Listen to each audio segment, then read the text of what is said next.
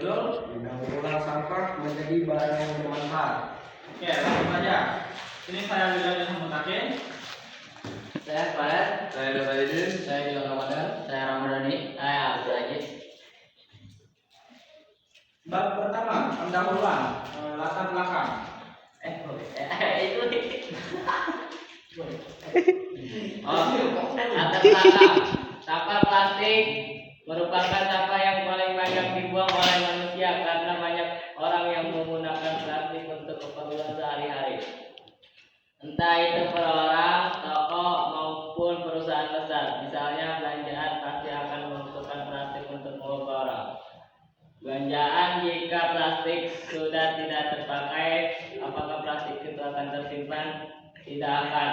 Apa yang mereka lakukan, membuang dan membakar itu akan mereka lakukan. Pembuangan sampah-sampah plastik dalam air dan tanah telah menambah tingkat kesengsaraan alam. Mengapa demikian? Sampah plastik terbuat dari bahan anorganik. Bahan-bahan anorganik tersebut sangat sulit dan tidak mungkin diuraikan oleh bakteri pengurai. Apabila ditimbun dalam tanah, untuk menguraikannya butuh waktu berjuta-juta tahun. Dan apabila dibakar, hanya akan menjadi gumpalan dan butuh waktu lama untuk mengurainya. Dan apakah kalian tahu akibatnya jika sampah plastik itu terlalu lama tertimbun dalam tanah dan tertumpuk? 1.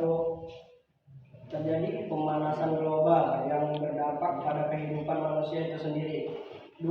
Berdampak pada hewan laut yang menelan sampah plastik yang terbawa ke laut dan lain-lain. Coba bayangkan jika kita sehari saja tidak memakai plastik. Pasti sulit bukan? Contoh, 1. Membawa barang belanjaan tadi. 2. Para pemuat plastik pasti rugi. 3. Tidak ada alternatif lain untuk membawa sesuatu. Di negara Indonesia masih bergantung pada plastik lain, halnya dengan negara Jepang yang sudah sadar akan bahaya plastik dan beralih pada kertas yang tidak mudah sobek serta dapat diolah dengan mudah. Pada akhirnya daur ulang sampah plastiklah yang harus kita lakukan. Tidak hanya menyelamatkan lingkungan dari pemanasan global, tetapi juga dapat mendatangkan keuntungan ekonomi. B. Perumusan masalah. Berpindah dari latar belakang yang telah dijelaskan di atas, maka dapatlah dirumuskan permasalahan sebagai berikut. 1. Apakah sampah plastik itu? 2. Bagaimana cara mendaur ulang sampah plastik agar tidak merugikan? C. Tujuan. 1. Bagi siswa untuk menambah pengetahuan dan sebagai tugas untuk memenuhi mata pelajaran PLH. Bagi masyarakat memberikan kesadaran betapa merugikannya sampah plastik jika dibiarkan. Bab 2. Definisi sampah. Sampah adalah sisa buangan dari suatu produk atau barang yang sudah tidak digunakan lagi, tapi masih dapat didaur ulang menjadi barang yang bernilai. B. Jenis sampah. Sampah organik. Sampah organik merupakan sampah yang bersifat mudah terurai di alam, mudah busuk, seperti sisa makanan, dedaunan, atau ranting pohon. Sampah organik umumnya diwadahi dengan tempat sampah berwarna hijau.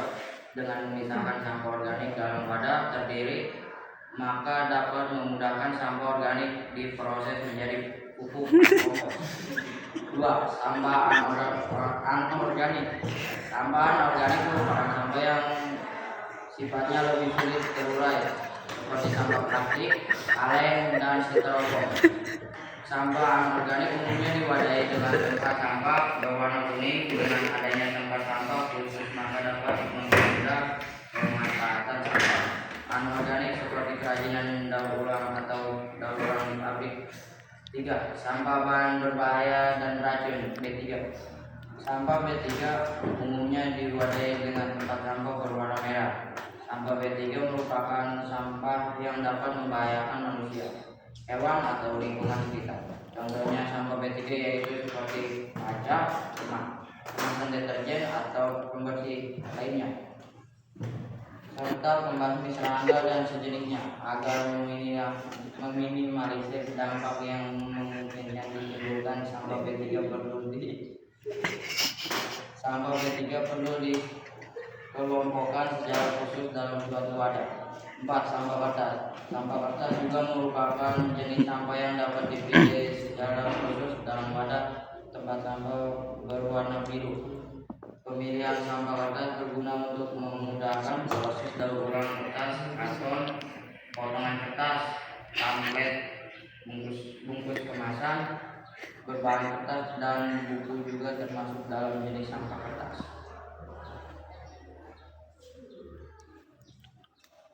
5. Sampah residu merupakan sampah sisa di luar tempat jenis sampah di atas.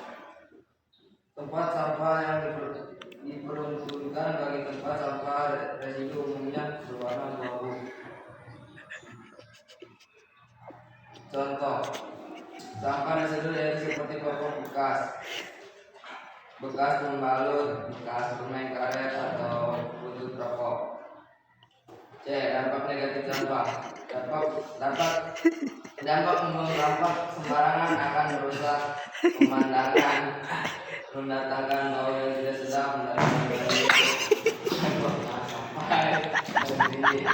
mendatangkan berbagai penyakit dan dapat mencemari lingkungan. Manfaat sampah. Tentu lingkungan lebih bersih dan sehat. Manfaat pengelolaan sampah yang utama adalah menjadikan lingkungan lebih dan juga sehat. Bahan sisa kegiatan sehari-hari yang dikelola dengan baik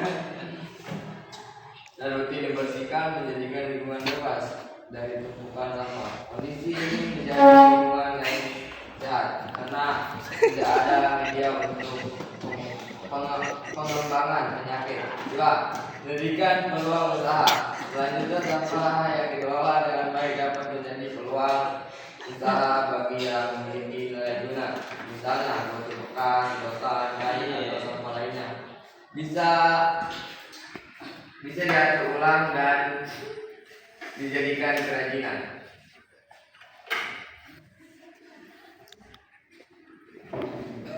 Bab 3. Prosedur kegiatan. 1. Data sampah yang akan dikelola: organik, sampah plastik.